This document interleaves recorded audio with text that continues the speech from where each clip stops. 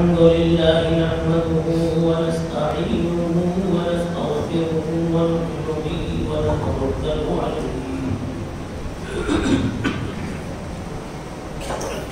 ونعوذ بالله من شرور أنفسنا ومن سيئات أعمالنا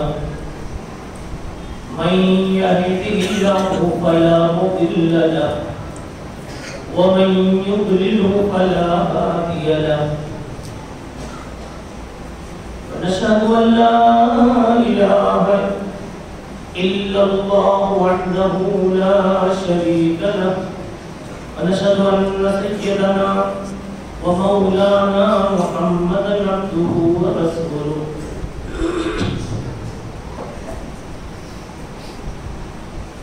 صلى الله تعالى عليه وعلى آله وصحبه وبارك وسلم تسليما كثيرا كثيرا أما بعد فأعوذ بالله من الشيطان الرجيم بسم الله الرحمن الرحيم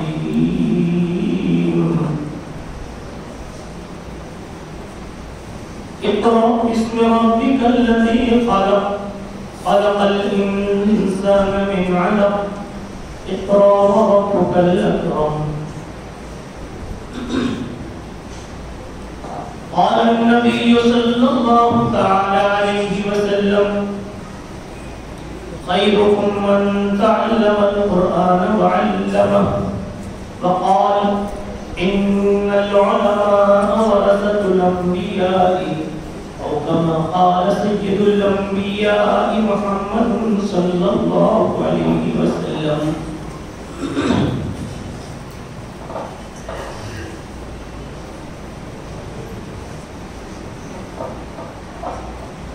حضرات علماء کرام، برادران اسلام، بزرگوں، دوستوں کے ساتھ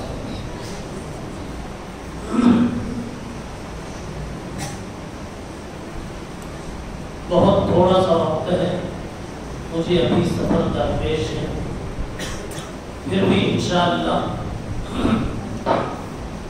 حاضری ہوئی ہے تو پورا استفادہ کرنے کی، استفادہ کرنے کی، آپ سے فائدہ اٹھانے کی، آپ کی محبت بھری نظروں سے کچھ سیکھنے کی کوشش کروں گا۔ اللہ تعالیٰ قبول فرمائے، آمین۔ آپ کو یہ معلوم ہے کہ ایک مکتب یا مدرسے کا جلسہ، اس میں بچوں کا سالانہ تعلیمی ایک مظاہرہ ہوتا ہے، پیش کیا جاتا ہے کہ ہم نے سال بھر میں کیا پڑھایا ہے، اس نے کیا پڑھا ہے۔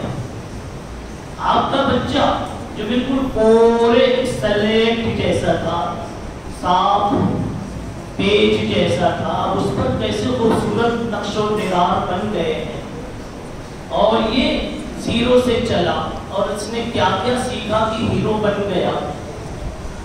یہ سال میں ایک مرتبہ مدارس میں جلسوں کے ذریعے سے یہ سکھایا جائے، بتایا جائے، تاکہ رغبتیں شوق بڑھے۔ اس لیے یہ جو طلبہ ہوتے ہیں نا مدرسے کے، اپنی تتلی زبان سے، اٹکتی ہوئی زبان سے، چھوٹی سی زبان سے، ننھی زبان سے کھڑے ہو کر کے جو بھی بول دے، آپ کو ماشاءاللہ سبحان اللہ اور دعاؤں کے جملے سے ان کو خوب نوازنا چاہیے، انعاموں کی بارش کرنی چاہیے۔ میں تو بھی دیر میں آیا یہاں، امید ہے کہ آپ نے انعامات بھی دیے ہوں گے۔ میں نے ابھی واشک، مہاراشٹر میں واشک اکولا کے پاس ہے، وہاں دیکھا انعام کی تو بارش ہو رہی، برسات ہو رہی بچوں کی۔ حوصلہ ان کو دینا چاہیے، کیوں؟ انہی بچوں سے قصر زندگی تعمیر ہوتے۔ بات سمجھ میں آئے گی، ذرا سا انتظار کی۔ تعمیر ہوتے ہیں اور یہی بچے ہمارے خواب کی تعبیر ہوتے ہیں. آئیے میں آپ کو ذرا خواب بتاتا ہوں، پہلے اس کو واضح کرتا ہوں. انہی بچوں سے قصر زندگی تعمیر ہوتے ہیں. قصر کہتے ہیں محل کو، بنگلے کو. ہمارا بنگلہ انہی بچوں سے بنتا ہے، اینٹوں سے نہیں بنتا، پتھروں سے نہیں بنتا. اور یہی بچے ہمارے خواب کی تعبیر ہوتے ہیں. اب سوال یہ ہے کہ کس کا بنگلہ بن رہا ہے اور کس کے خواب کی یہ تعبیر بن رہے ہیں؟ کون ہے یہ کہنے والا؟ بڑے ادب سے سنو اور بڑے ادب سے کہو.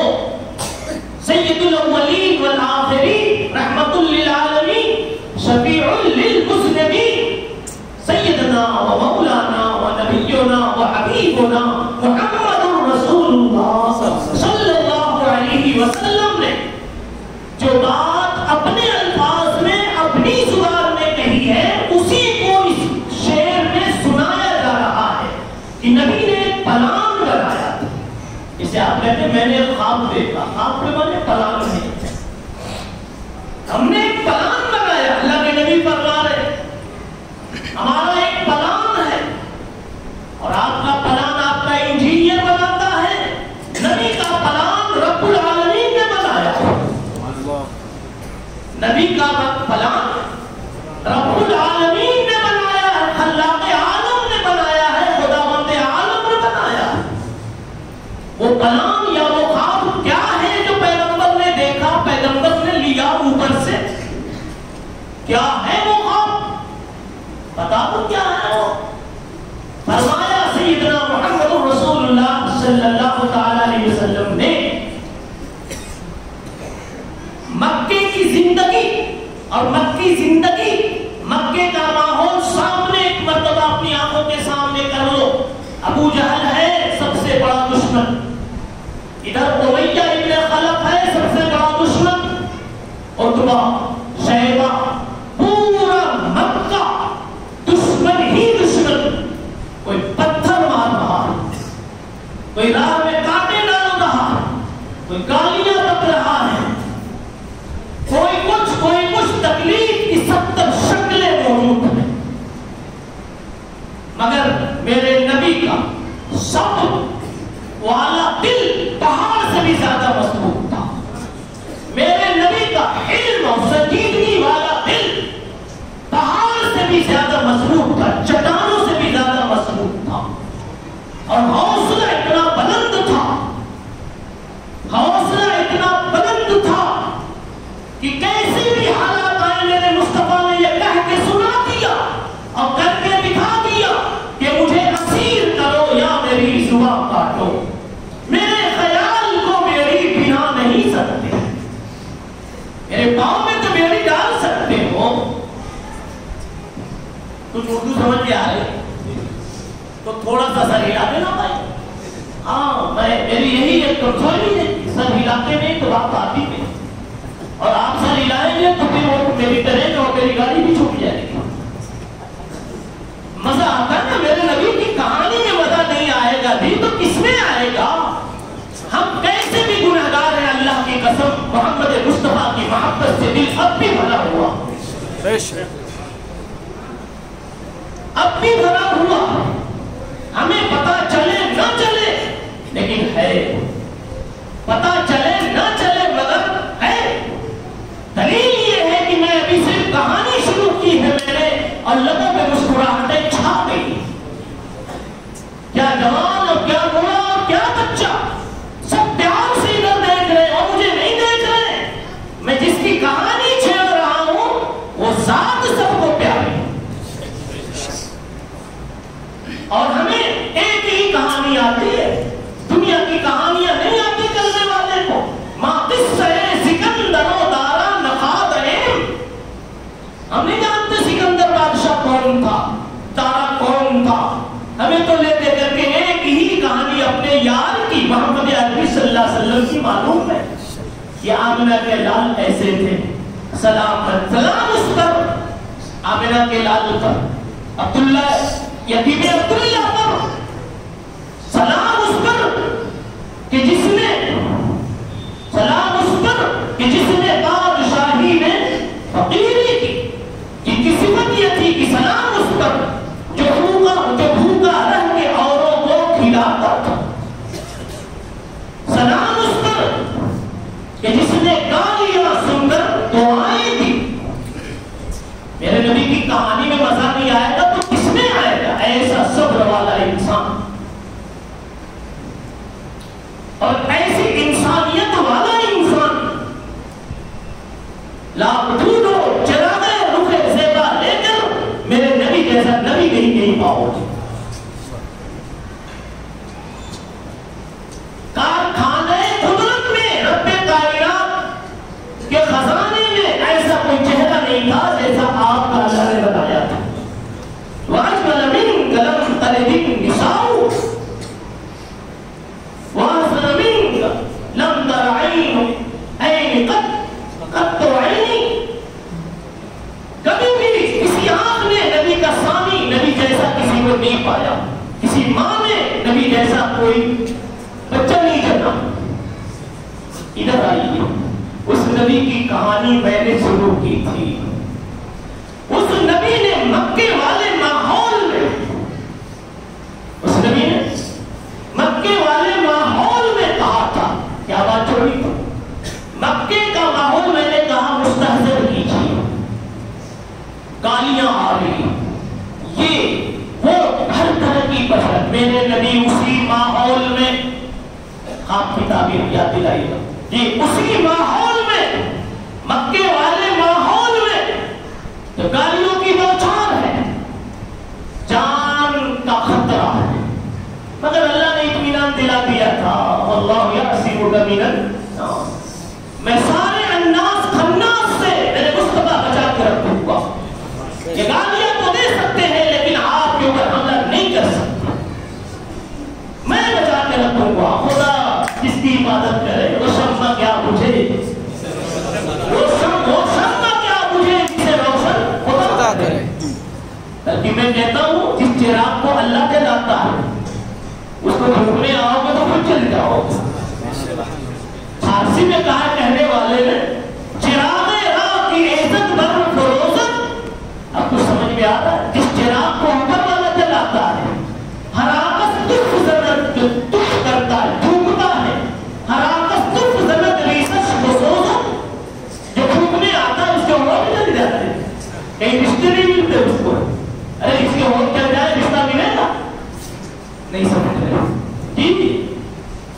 چراغ راہ کی عزت، کچھ تو علماء کرام کے لیے خاص ہے، چراغ راہ کی عزت بر فروزت، وہ نبی جناب محمد رسول اللہ صلی اللہ علیہ وسلم جن میں صبر بھی سب سے اعلیٰ، علم بھی سب سے اعلیٰ، سنجیدگی اور متانت اور علم بھی سب سے اعلیٰ، جس کی سخاوت بھی سب سے اعلیٰ، جس کی عبادت بھی سب سے اعلیٰ، جس کی ہر خوبی سب سے اعلیٰ،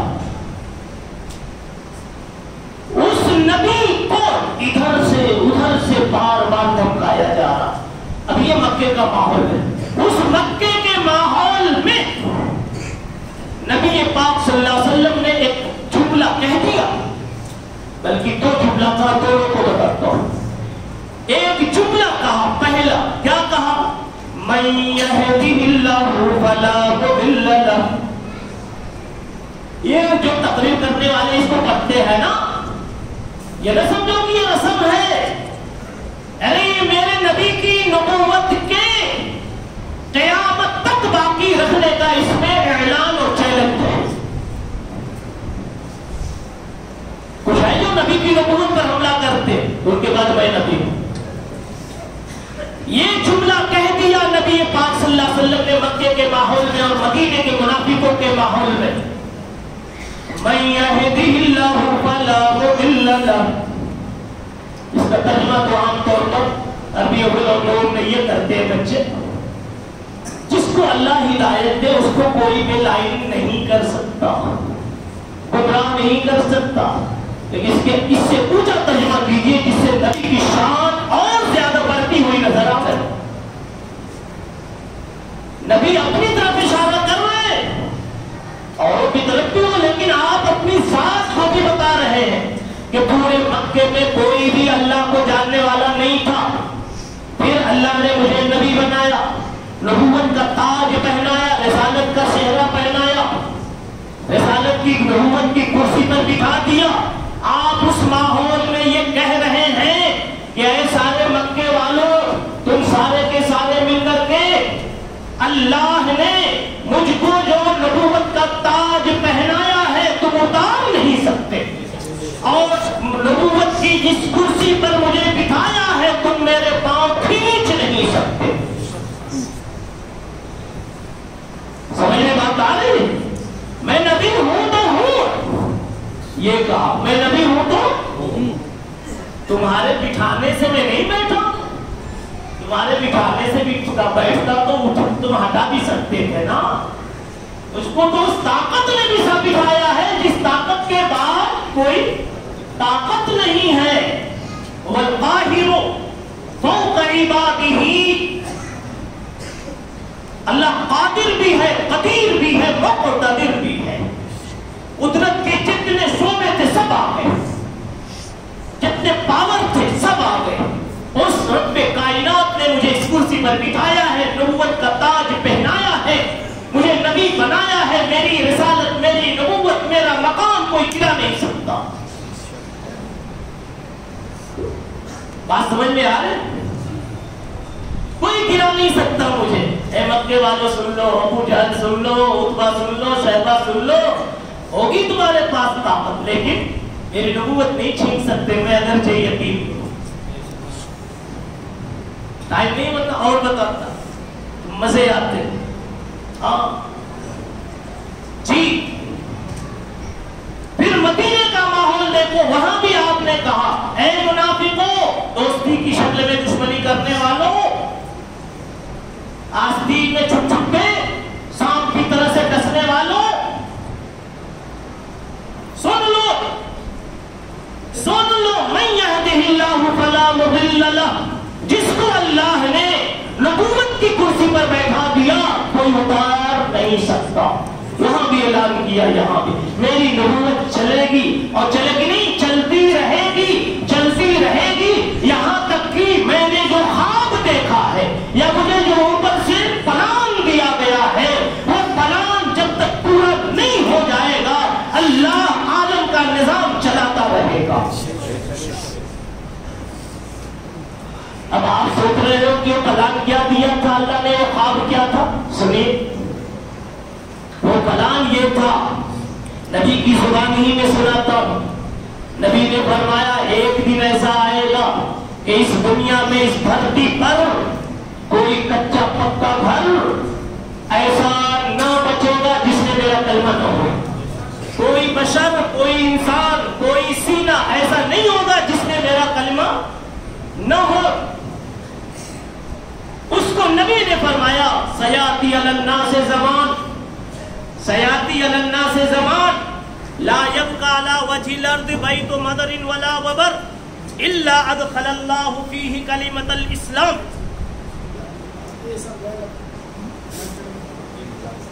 دیکھیے تو کوئی بات ڈسٹرب ہوتا ہے. دیکھیے میں خواب بتا رہا ہوں، نبی نے کیا خواب دیکھا جی. یعنی خواب کبھی کہتے ہیں پلان. نبی کا پلان سمجھ میں آیا؟ کیا نبی کا پلان ہے؟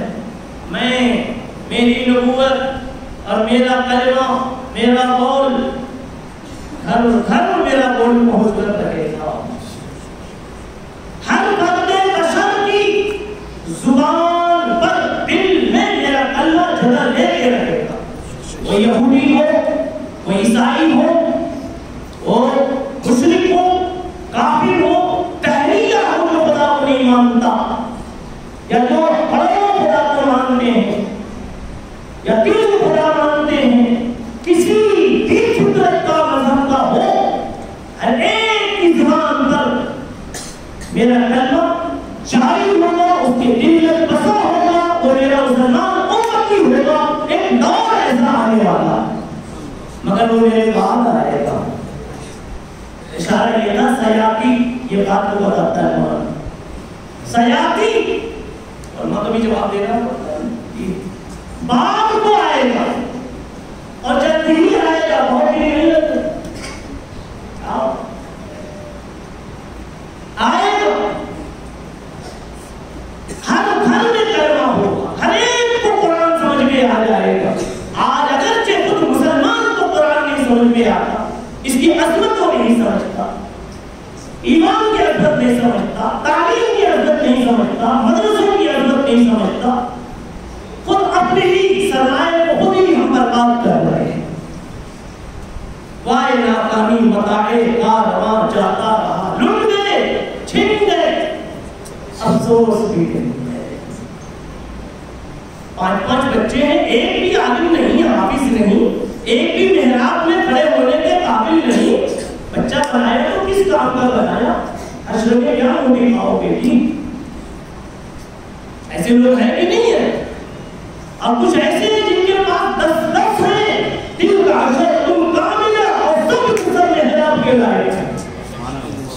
سارے کے سارے ممبر پر نظر آتے، مسند حدیث پر نظر آتے، قرآن میں مفسر نظر آتے ہیں.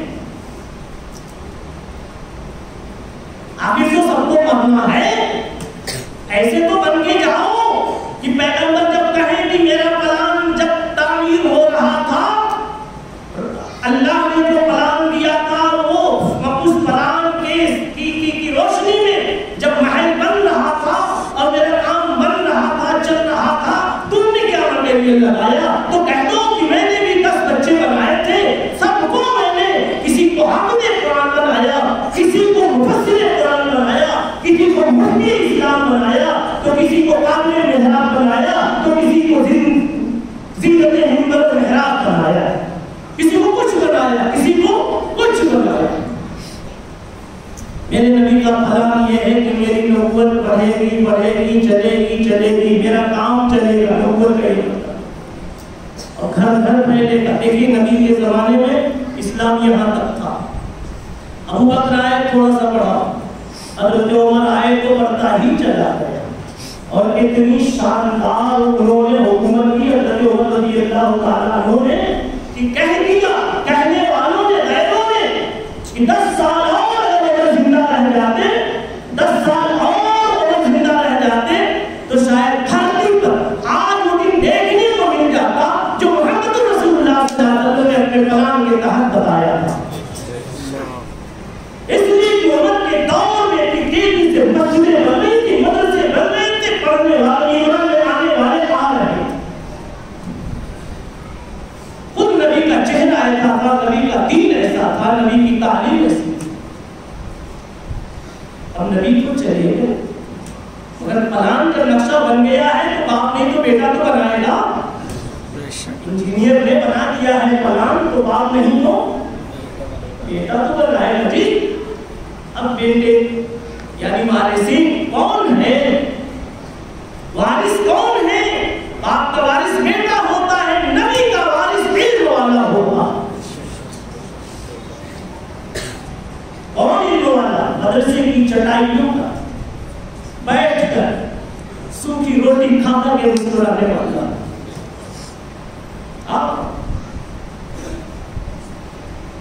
مچھروں کے بیچ کئی سال کی راتیں خوشی سے گزارنے والا. اللہ پوچھیں گے وہی قرآن دکھاؤ.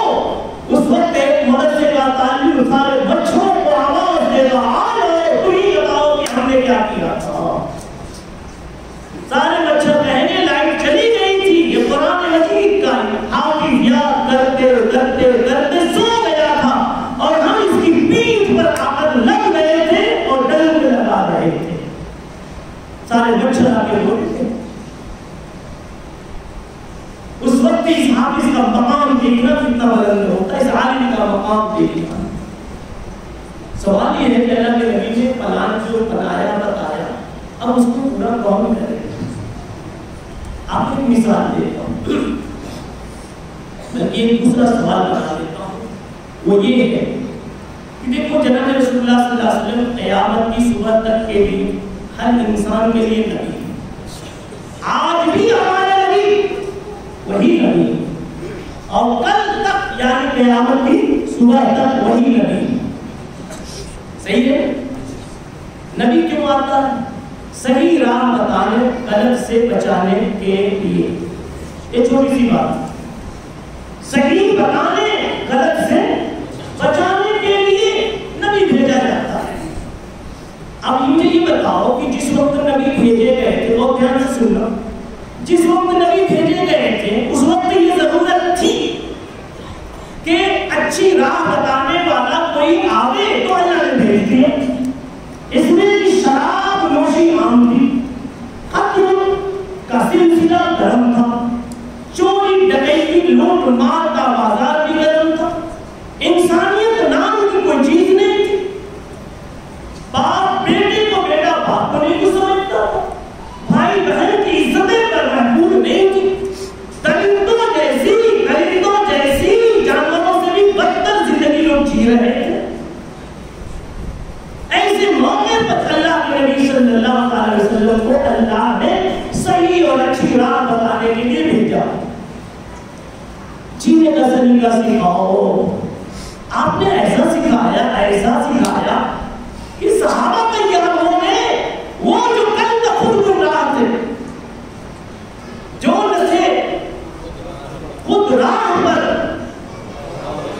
اوروں کے ہاتھی بن گئے، جو خود راہ پہ نہ تھے، خود نہ تھے جو راہ پر اوروں کے ہاتھی بن گئے۔ نبی پاک صلی اللہ علیہ وسلم نے ایک صحابی کو ایسا بنایا کہ صحابی کی بھی پیشانی دیکھ کر سدھر جایا کرتے۔ جی یہ عجیب بات۔ اب جب اللہ کے نبی کی ضرورت تھی کہ تاکہ صحیح راہ بتائے اور اچھے انسان بنائے، تو اس وقت ضرورت تھی، تو میں آپ سے ایک سوال کرتا ہوں کہ آج بھی ضرورت ہے کہ نہیں کہ اچھا صحیح بات بتانے کے لیے آج بھی نبی ہوتے تو کتنی اچھی بات ہوتی، ہم بھی تو دیدار کر لیتے اور ہم بھی جا کے پوچھ لیتے کہ یہ دھندا کیسا کرنا کہ نہیں کرنا، اماں کے ساتھ ابا کے ساتھ ایسا کوئی بولنا کہ نہیں بولنا، بیوی کو اس طرح سے دکھ دینا کہ نہیں دکھ دینا، پڑوسی کا اس طرح سے دبا کو چھت لگا دینا کہ نہیں لگا دینا، یہ اسکیم جائز ہے کہ ناجائز ہے؟ یا اور آج اتنی مار دھاڑ ہے، خریزیاں ہیں، چوریاں ہیں، ایسی ہی بالکل جاہلیت میں بھی تھی، پانی کی طرح خون بہتا تھا، اسی خون کی، اسی عزت کی حفاظت کے لیے پیغمبر لینے گئے تھے، تو آج اس پیغمبر کی ضرورت ہے کہ نہیں؟ اب سوال یہ ہے کہ اللہ جانتا تھا کہ نہیں کہ 2022 اور اس سے آگے پیچھے یعنی پاک میں بھی نبی کی ضرورت رہے گی؟ اللہ جانتا تھا کہ نہیں؟ لیکن وہ بھی جانتا تھا، اس لیے کہ اللہ تو کل جانتا۔ تو جب اللہ جانتا تھا کہ نبی کے بعد بھی ضرورت پڑے گی، ایک سے ایک مسئلے اٹھیں گے، فتنے اٹھیں گے، کہیں شیعہ کا فتنہ، کہیں بریلوی کا فتنہ، تو کہیں قادیانی کا فتنہ، کہیں شکیلی فتنہ، کہیں اپنوں کا فتنہ، کہیں غیروں کا فتنہ، معتزلہ کا فتنہ، قدریہ کا فتنہ، جہمیہ کا فتنہ، اللہ پر حملہ کرنے والوں کا فتنہ، خدا کی شان میں کچھ کا کچھ بولنے والوں کا فتنہ۔ جب ضرورت تھی اور آج بھی ہے، تو اللہ نے اپنے نبی کو اتنی جلدی کیوں بلا لیا اپنے پاس؟ سوال سمجھ میں آ رہا ہے؟ سوال سمجھ میں آ رہا ہے؟ بھائی ضرورت تھی تو آج تک لمبی عمر دے دیتے، سارے انسانوں کو نبی سدھار دیتے، کیوں اتنی جلدی اللہ کے نبی چلے گئے؟ اللہ نے کیوں بلا لیا؟ نبوت ملنے کے بعد صرف 23 سال کی زندگی ملی، کیوں اللہ نے اتنی جلدی بلا لیا اپنے نبی کو؟ امید کی سوال سمجھ میں آ گیا ہوگا سب کو۔ جواب اس سے خوبصورت ہے، جواب یہ ہے کہ آپ کے گھر میں شادی، آپ سے ڈگری ہے، گھر میں شادی، بہت بڑی شادی، پورے اکل کوٹ کو دعوت دے دیا، دوسرے اکثر کوٹ کو دعوت دے دیا. ہر وقت ہر عورت آئے آج کھائے. اتنے بڑے سفیر میں آیا کہ آج شادی والے حاجی صاحب سے سیٹ جی سے میں ملوں, لیکن میں گھر سے ہی سوچ کے چلا تھا کہ آج تو اتنی بڑی دعوت انہوں نے بنائی ہے تو بہت ٹینشن میں ہوں. آج زیادہ بات نہیں کریں گے اس لیے کہ وہ کام زیادہ ہے نا, بہت ٹینشن میں ہوں گے. لیکن میں جب آیا ان کے گھر پر تو دیکھا ایک آفس میں پان کھا کے مسکرا رہے اور باتیں کر رہے. بلکہ اور دنوں میں میں آتا تھا تو کہتے تھے کہ بیٹھو میں بعد میں آتا ہوں. آج تو بیٹھے ہوئے کہتے آئیے آئیے, ایک دم tension free, tension free, no tension. آج لگتا ہے کہ بیوی کوئی کام ہی نہیں ہے. میں نے کہا حاجی صاحب سیٹھ جی آپ کی بیوی مہمان آپ کے آئے اور آج مجھ سے اتنا جم کر بات کرو, اور پہلے میں آتا تھا تو آپ 2 منٹ بات کرنے کے بعد کہتے تھے بس کر ادھر کی مت کر. بات سمجھ آ رہی جی؟ تو حاجی صاحب نے کیا کہا وہ سمجھو. حاجی صاحب نے کہا شادی تو بڑی ہے مگر میری اولاد, میرے پوتے, میرے نواسے, میرے رشتے دار اتنے ہنر والے, صلاحیت والے, وفادار نکلے کہ انہوں نے مجھ سے کہہ دیا کہ آپ یہ آفس میں بیٹھو, ہم ساری ذمہ داری تقسیم کر لیتے ہیں, سب کر کے دکھا دیں گے, ایک ایک مہمان کا اکرام ان کی شان کے مطابق کر کے دکھا دیں گے. آپ بالکل ٹینشن مت لیجیے, میں یہاں سے بیٹھے بیٹھے کیمرے سے سب دیکھ رہا ہوں, آنے والوں کا استقبال بھی ہو رہا ہے, چٹائیاں بچھائی جا رہی ہیں, پلیٹیں لگائی جا رہی ہیں, پانی اور شربت اور کھانوں سے ان کی ضیافت کی جا رہی ہے, اور مسافروں کے ساتھ واپس ان کو رخصت کیا جا رہا ہے. میں سب کچھ دیکھ رہا ہوں. جب ایسے وفادار مجھے مل گئے تو مجھے ٹینشن کی کیا ہے. بالکل یہی مثال سمجھو. اب تو بغیر سمجھایا سمجھ گئے.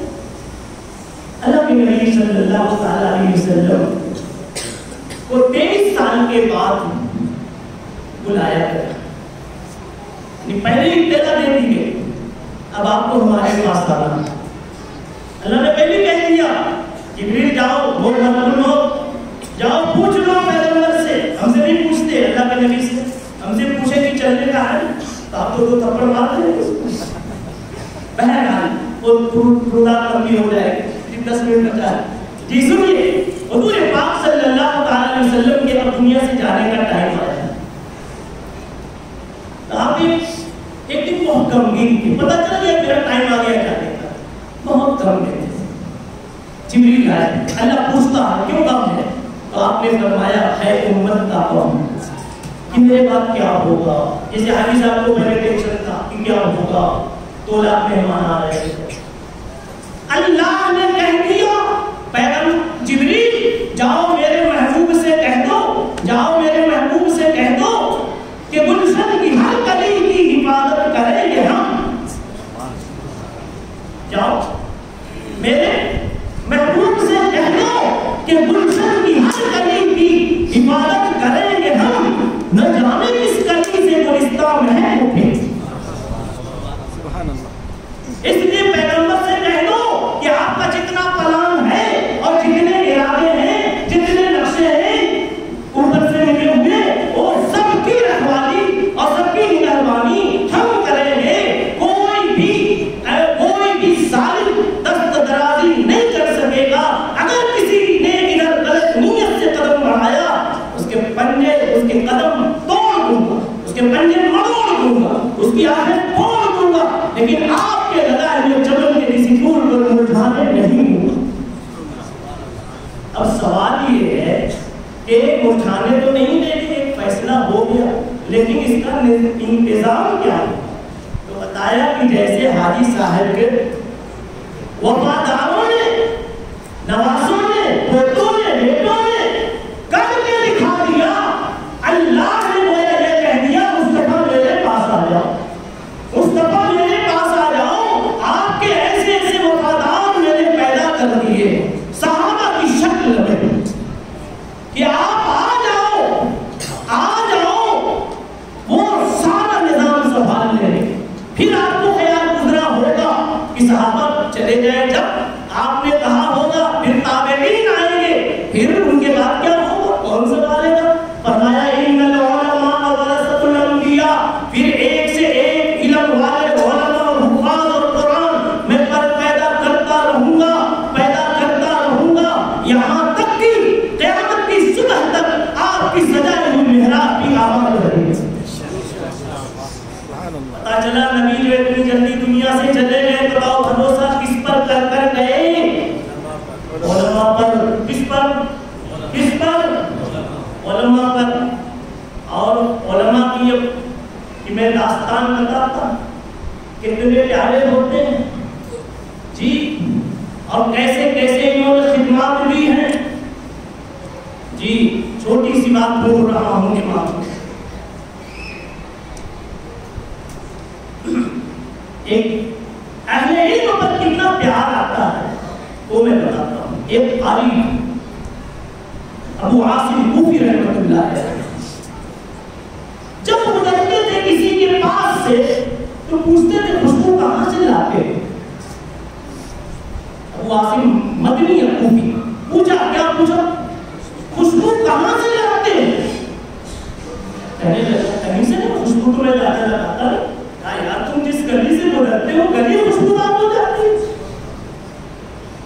انہوں نے کہا راز مت کھلواؤ. کیا کہا؟ راز کو راز ہی رہنے دو نا. ارے نہیں بتا دو نا کہاں سے لاتے ہیں. انہوں نے کہہ دیا کہ مجھے ایک دن اللہ کے نبی خواب میں آئے اور اللہ کے نبی نے خواب میں مجھے کہا ابو عاصم تمہارے ہونٹوں سے جو قرآن سنتا ہوں کہ میرا پیارا لگتا ہے کہ جی چاہتا ہے بوسہ دے دو. نبی نے بوسہ دے لیا. اس دن سے میرے ہونٹوں میں خوشبو آ گئی کہ گلی والے پوچھتے ہیں کہ خوشبو کہاں سے. جانتے ہو قرآن پر اب عاصم کہو یا ابو عاصم کہو, نام میں عزت کر لینا جی. دوسری بات بتاؤ, گھڑی روک دو, طاقت ہے تو روک بھی ہاں, اس لیے کہ میرے نبی کی کہانی چل گئی. اللہ کرے ہمیں بھی کبھی کبھی مل جائے اس طرح سے. یہ اہل علم کیسے ہوتے ہیں جی؟ اہل علم سے مراد مدرسے والے, مکتب والے, الف لام لام ہا جوڑ کر کے اللہ سکھانے والے, میم ہا میم میم دال جوڑ کر محمد سکھانے والے, صلی اللہ علیہ وسلم سکھانے والے کتنے مقبول ہوتے ہیں اللہ کے یہاں. ایک بہت زبردست حدیث کے عالم امام بخاری ہیں, کہتے ہیں کہ ایک بزرگ نے خواب میں دیکھا اللہ کے نبی صلی اللہ علیہ وسلم راستے میں کھڑے ہیں, چند صحابہ ہیں. خواب دیکھنے والے نے پوچھا یہاں اللہ کے نبی کیوں کھڑے ہیں؟ تو وہ کہنے لگے اس وقت ایک بڑے عالم امام بخاری کی روح نکالنے کے لیے, لانے کے لیے ملک الموت گئے ہوئے ہیں. وہ روح لے کر آئیں گے تو ہم راستے میں استقبال کریں گے, اس لیے ہم یہاں کھڑے ہیں. عالم اتنا بڑا ہوتا, امام حنیفہ جیسا انسان بڑے بڑے ظالموں اور جابروں اور اپنے کو عقل کا بادشاہ سمجھنے والوں کو انہوں نے لاجواب کر دیا اور اسلام کا پرچم لہرا. انہی علماء سے ہی اللہ کا نام دھرتی پر باقی. ورنہ دنیا میں تو بہت ہے دو پاؤں پہ چلنے والے, لیکن کسی کو دکان کی دیوانگی ہے, کسی کو بننے کی دیوانگی ہے, کسی کو عشق بازی کی دیوانگی ہے, کسی کو پتنگ بازی کی دیوانگی ہے, تو کسی کو گننے کی دیوانگی ہے. 100 1000 لاکھ بڑے گننے کی دیوانگی ہے.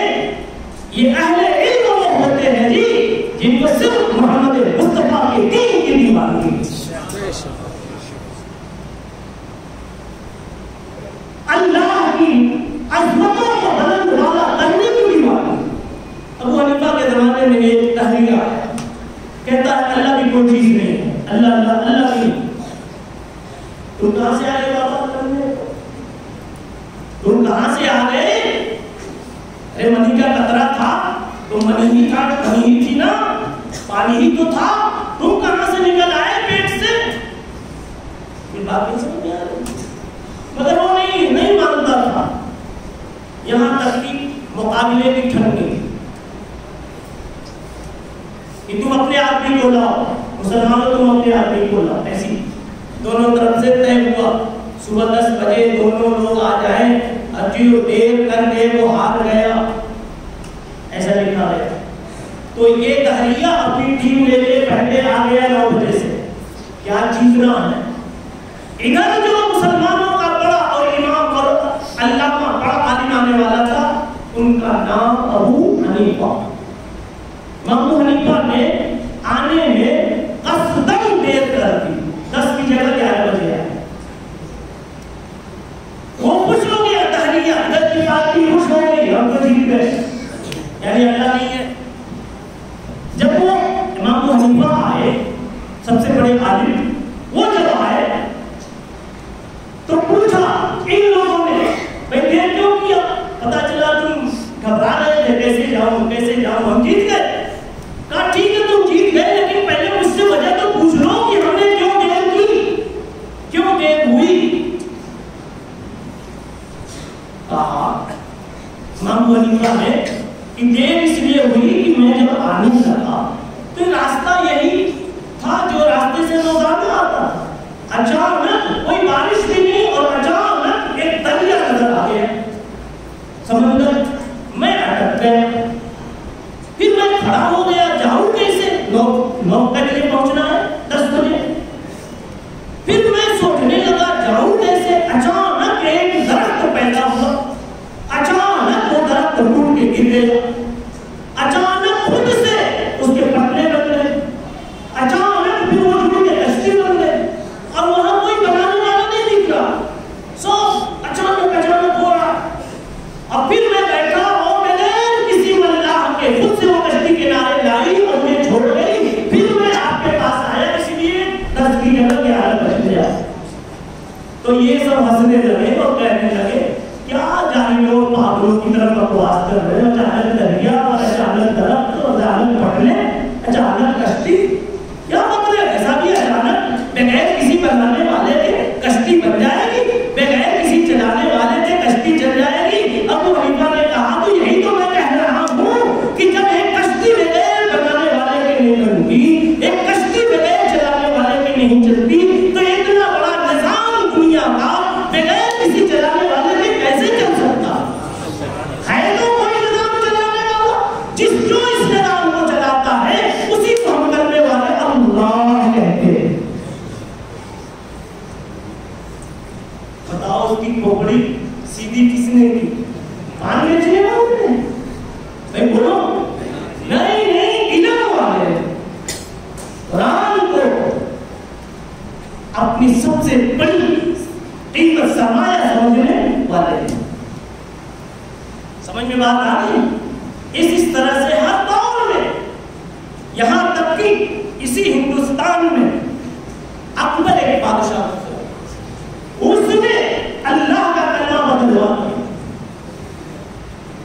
اپنا کلمہ شروع کیا، محمد رسول اللہ کی جگہ اکبر خلیفۃ اللہ، کچھ بھی کہلوا، شراب کو حلال کر دیا، بالکل دین بدل دیا. اس موقع پر مجاہد الفسان جیسے آدمی کھڑے ہوئے، انہوں نے قربانی دی، جیل میں گئے، مگر اللہ کا نام، اللہ کے نام کی عظمت کو بحال کرنے کے لیے سب کچھ چھوڑا. اور انہوں نے کہا مجھے نصیب کرو یا میری جدا کاٹو، میرے خیال کو میری بنا نہیں سکتے. اس لیے بھائیوں میں آپ سے کہوں گا کہ ہم اور آپ جب سارے کے سارے نبی کے امتی ہیں اور نبی کے عاشق ہیں، اور الحمدللہ سب کو محبت ہے، چاہے وہ نمازی ہے کہ نہیں ہے، ٹوپی والا ہے کہ نہیں ہے، مگر یہ دیکھو پورے ملک میں ایک بھی کوئی نہیں چھوڑ رہا ہے، اور سب ادھر دیکھ رہے ہیں. وہ صرف اس لیے کہ نبی سے پیار ہے، نبی کی عزت ہے. جب نبی کی عزت ہے، نبی سے عزت ہے، تو آپ کی غیرت، آپ کی غیرت، آپ کا احساس، آپ کا خیال ایسا ہونا چاہیے کہ اس دین کے پیچھے چھن جائے اگر دولت قومین تو کیا غم، چھن جائے اگر دولت قومین تو کیا غم، لیکن نجوے ہاتھوں سے دامان محمد صلی اللہ علیہ وسلم یہ فکر ہونی چاہیے. اور نبی نہیں ہے اس وقت روئے زمین پر، تو نبی کی نبوت تو ہے، رسالت تو ہے، ان کے وارث تو ہے. اس لیے نبی کے وارثوں کی قدر کرو اور کہو کہ جن پر نبی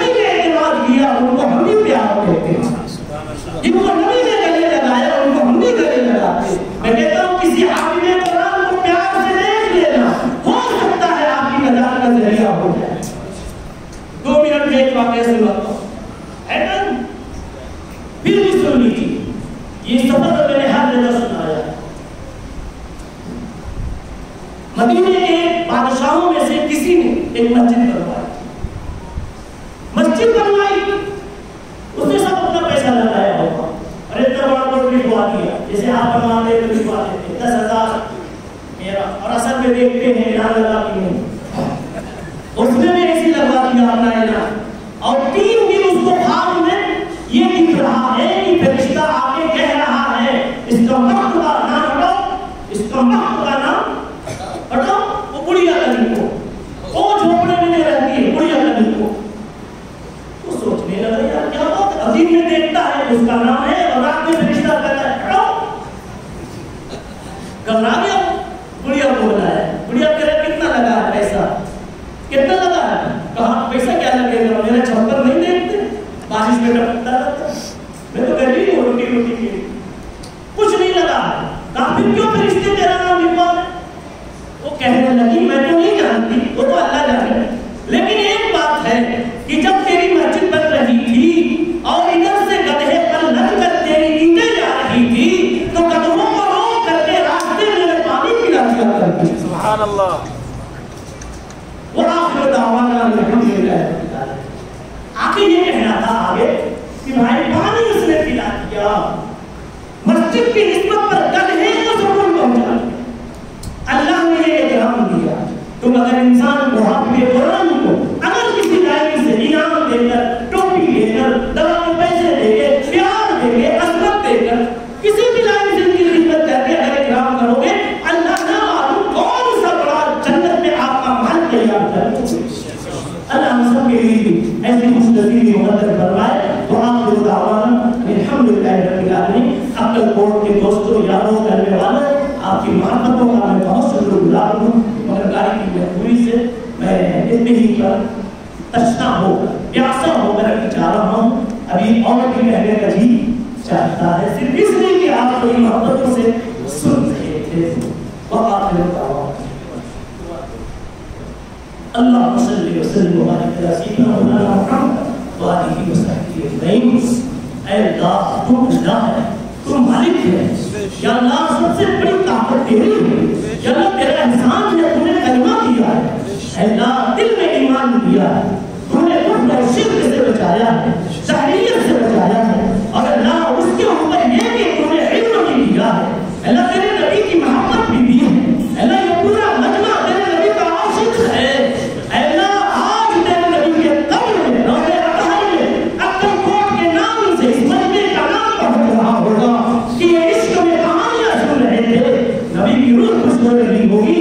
اس نبی کے صدقے میں ہم سب کو آخرت میں اللہ حساب کتاب سے بچا لے, دنیا کی تنگیوں سے بچا لے, روزی کی تنگی سے بچا لے, اللہ ذلت سے بچا لے, بلا اور آفت سے بچا لے, وبا سے بچا لے. جو بے چین ہے ان کی بے چینی دور کر دے, جو مریض ہے ان کی بیماری دور کر دے. یا اللہ جو اسپتالوں میں ہے انہیں گھر تک صحت کے ساتھ پہنچا دے.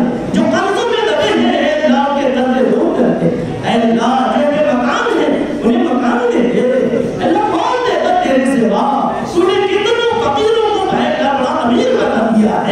آج بھی جو میرے بے مکان ہیں اللہ انہیں مکان دے دے. اللہ ان کی بچیوں کی لاج رکھ کر, ان کی عصمتوں کی لاج رکھ کر مکان دے دے, روٹی دے دے. یا اللہ مانگے تو کس سے مانگے, تیرے سوا کسی کے پاس ہے بھی نہیں, کسی کے پاس دل بھی نہیں, حوصلہ بھی نہیں. یا اللہ تو رب العالمین ہے, سب کو دینے والا ہے اور سب کا کوئی ہے. اللہ ہم سب کی بھی ضرورتوں کی تکمیل کروا دے. ہمارے ایمان کی, ہمارے نسل کی ایمان کی حفاظت فرما. موت جب آئے تو اللہ جنت کا نقشہ آنکھوں کے سامنے ہو, اور اللہ جو حشر میں جائے تو جنت الفردوس میں محمد رسول اللہ صلی اللہ علیہ وسلم کی قدموں میں جگہ نصیب ہو جائے. اللہ یہ دل کی تمنائیں پوری فرما, اس ادارے کو ترقی عطا فرما, اس مدرسے کو ترقی عطا فرما, طلبہ کو, اساتذہ کو, منتظمین کو, معاونین کو اللہ مقبول فرما. وآخر دعوانا الحمدللہ رب العالمین. آمین یا رب العالمین. کوئی مقابلہ کرے حضرت کے مقابلہ کرے. راستہ میں اذان ہوگی, اذان کے بعد